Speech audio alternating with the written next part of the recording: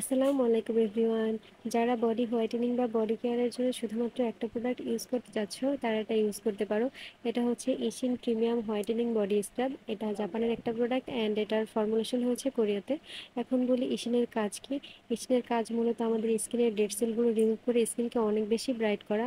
এটার মধ্যে আছে rosehip oil plus alpha arbutin, যা আমাদের স্কিনকে অনেক বেশি ব্রাইট করতে হেল্প করবে, স্কিনকে হেলদি রাখবে, স্কিনকে হাইড্রেট রাখবে অ্যান্ড স্কিন ড্যামেজ থাকলে রিপেয়ার করবে। আমরা যদি রেগুলার স্ক্রাব না করি তাহলে আমাদের স্কিনে অনেক বেশি ডেড সেল জমে যায়, যার কারণে ত্বকের যে কোনো স্কিন কেয়ার প্রোডাক্টসের শোষণ ক্ষমতা অনেকটাই কমে যায়।